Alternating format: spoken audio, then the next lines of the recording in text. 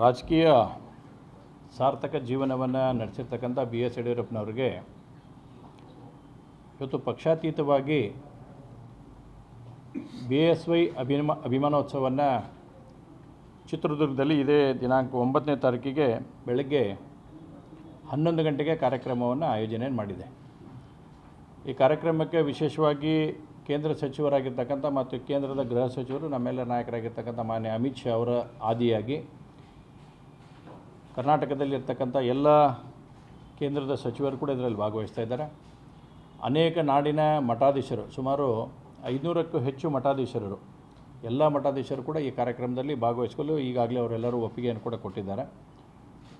ಇನ್ನು ಅನೇಕ ಬೇರೆ ಬೇರೆ ಪಕ್ಷದ ನಾಯಕರು ಕೂಡ ಇದರಲ್ಲಿ ಭಾಗವಹಿಸ್ತಾ ಇರತಕ್ಕಂಥ ವಿಶ್ವಾಸ ಇದೆ.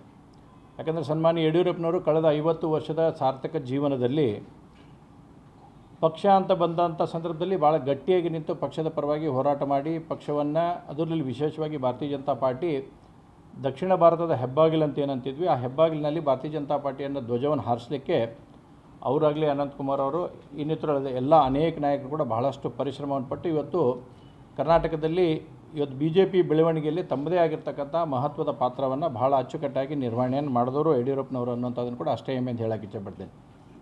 ಅನೇಕ ಸಂದರ್ಭದಲ್ಲಿ ನಾವು ನೋಡ್ತೇವೆ, ರಾಜಕಾರಣದಲ್ಲಿ ಅಧಿಕಾರದಿಲ್ಲದಂಥ ಸಂದರ್ಭದಲ್ಲಿ ಸಾಕಷ್ಟು ವಿಷಯಗಳನ್ನು ಮಾತಾಡ್ತೇವೆ. ಆದರೆ ಯಾವಾಗ ಅಧಿಕಾರ ಬರುತ್ತೆ ಅದನ್ನು ನಿರ್ವಹಣೆ ಮಾಡತಕ್ಕಂಥದ್ದು ಕೂಡ ಅಷ್ಟೇ ಮಹತ್ವವಾಗಿರ್ತಕ್ಕಂಥ ಸಂಗತಿ ಇತ್ತು.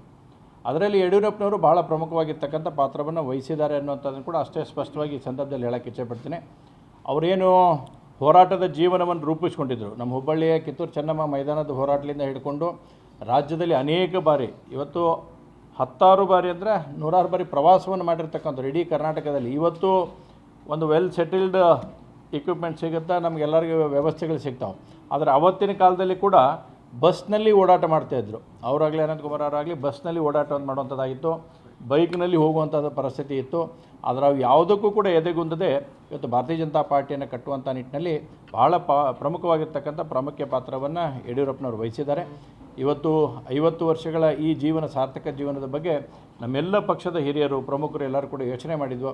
ಇದೊಂದು ಅಭಿಮಾನೋತ್ಸವವನ್ನು ನಾವು ಮಾಡಬೇಕನ್ನತಕ್ಕಂಥ ಯೋಚನೆ ಇಟ್ಕೊಂಡು ಇವತ್ತು ಆಗ್ತಾಯಿದೆ. ನಾನು ಆಗಲೇ ಹೇಳಿದಾಗೆ ಹೋರಾಟ ಮಾಡಿದಂಥ ಸಂದರ್ಭದಲ್ಲಿ ಯಾವಾಗ ಅಧಿಕಾರ ಬಂತು ಆ ಸಂದರ್ಭದಲ್ಲಿ ವಿಶೇಷವಾಗಿ ತಾಯಂದಿರಿಗೆ ಭಾಗ್ಯಲಕ್ಷ್ಮಿ ಯೋಜನೆ ಕೊಡುವಂಥದ್ದಾಗಲಿ, ಮಹಿಳೆಯರಿಗೆ, ನಮ್ಮ ವಿದ್ಯಾರ್ಥಿನಿಯರಿಗೆ ಸೈಕಲ್ ಕೊಡ್ತಕ್ಕಂಥದ್ದಾಗಲಿ, ಈ ರೀತಿ ರೈತರಿಗೆ ವಿಶೇಷವಾಗಿರ್ತಕ್ಕಂಥ ಬಜೆಟ್ ಮಂಡನೆ ಮಾಡುವಂಥದ್ದಾಗಲಿ,